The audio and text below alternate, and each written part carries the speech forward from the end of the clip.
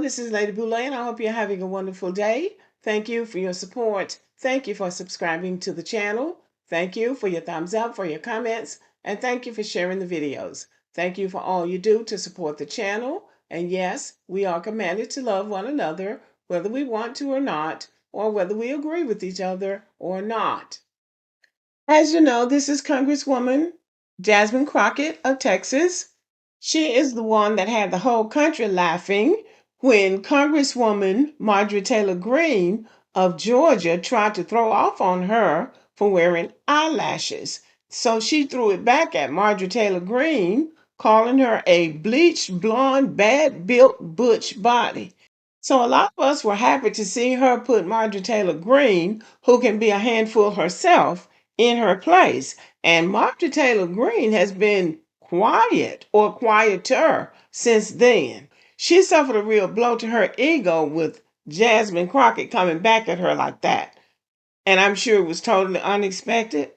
But Jasmine Crockett is making a name for herself by coming back at people with those kind of zingers. And it has been entertaining and fun to watch. And many of us have egged her on. So she's very outspoken and she's very confident. But Jasmine Crockett has recently suffered a defeat in the Congress. And I'm going to go over this and then I'm going to say why I think she has suffered this defeat. This is Debbie Dingell. She's a congresswoman from Michigan, and she is the one that Jasmine Crockett was running against for a position in the Congress, and Debbie Dingell won. Jasmine Crockett was surprised that she didn't win and maybe was just a little bit salty. But I'm going to go over the article and then I'm going to say what I think about it. I got this article from Axios, which is an online news site, and it says House Democrats reject rising star Jasmine Crockett's insurgent leadership bid. So, insurgent sounds like some type of revolutionary move, like she was trying to stage a coup or trying to bogart her way into something. This is how they're making it sound. Representative Debbie Dingell, Democrat Michigan, decisively defeated Representative Jasmine Crockett, Democrat Texas, to win re-election to her Democratic leadership role, spearheading the party's political messaging. Well, what this sounds like is that Jasmine Crockett tried to upstage Debbie Dingell from her leadership role in messaging for the Democrats. Now that would be problematic, I would think, because Jasmine Crockett is very outspoken, and she does sort of come across like a know-it-all, which sounds like she might not be willing to listen to other people's ideas. But anyway, it says the reason this matters is because the battle for the chairmanship of the Democratic Policy and Communications Committee was the only contested election for a slot in House Minority Leader Hakeem Jeffries' leadership team. So she's trying to jump on the leadership team. Now keep in mind, she just got there. She replaced Congresswoman Sheila Jackson Lee. And already she has made a name for herself in a sense for being confrontational. Now, I don't blame anybody for speaking up for themselves. She plays these gotcha moments to people who have to come and testify before Congress. And it's almost like she's being confrontational with the witnesses. But the main thing is that she just got there. I would think that before she tries to be a leader, she first needs to learn the ropes and learn how the whole process works. But moving right along, Jeffries and other top Democratic leaders were all reelected by acclamation Tuesday morning, which means that they were all reelected with the approval of the members of the Democratic electorate. Dingell defeated Crockett 152 to 59 votes, according to two House members who were at the Democrats' closed door caucus meeting. Dingell, who has served in Congress since 2015 and is the widow of longtime Representative John Dingell, was running for a full term after winning the DPCC chairmanship earlier this year. Crockett is going into her second term and has become known as an MSNBC mainstay and fierce partisan brawler with GOP firebrands.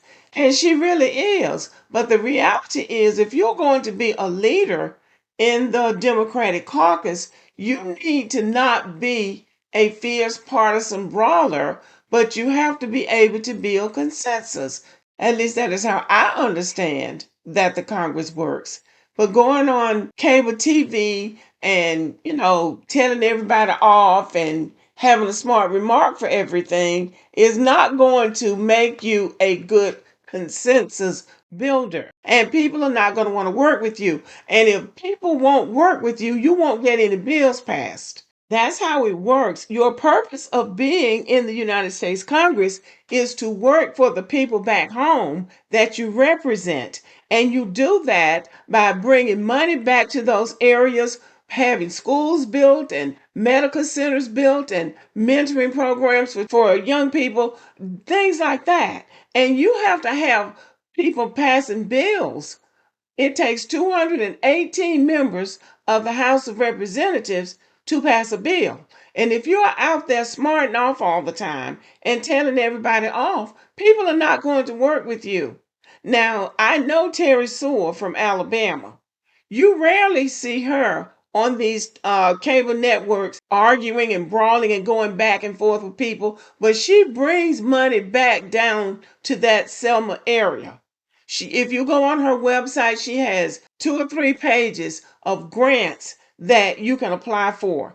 She brings money back down there to build up that black belt area. That's called the Alabama Black Belt. But these people who are on television all the time trying to get smart with everybody, people don't necessarily want to work with them. There are not enough black people in the House of Representatives to pass a bill without the help of white people. Democrats and Republicans.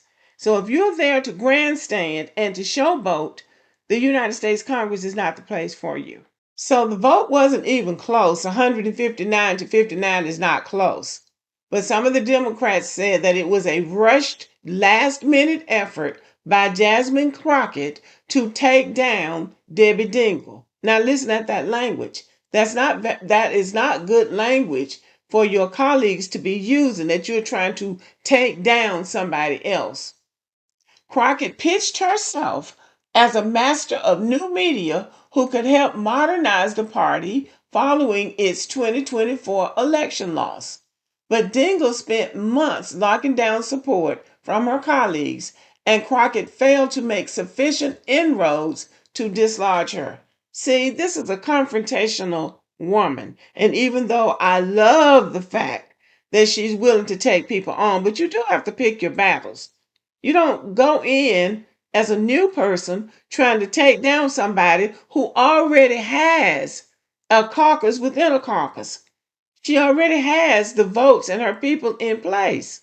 Now, y'all let me know what you think about this, because Jasmine Crockett was one of the ones who decided that if Kamala Harris wasn't the presidential nominee after they pushed Joe Biden out, that they just weren't going to support the Democratic nominee. Now, President Obama and some of the white men, and maybe black ones too, wanted them to have a process where they chose somebody, some type of mini primary. But those black women, and they were mostly black women, said if they did that, they weren't going to support it. They wanted the vice president. Well, now we see what happened with that. So Jasmine Crockett does not have a problem being loud and wrong, in my opinion. Now, I still love my sister. I do. But anybody can use the rod of correction. And I believe that she needs to take her time and not be so quick to take over the Democratic Party, because she's going to need those people to work with her. She will not be able to bully or bogart her way through. And I just I just don't see what she's doing as being very smart. But let me know what you think. Thank you for listening. Subscribe to the channel, give me a thumbs up, and have a good evening.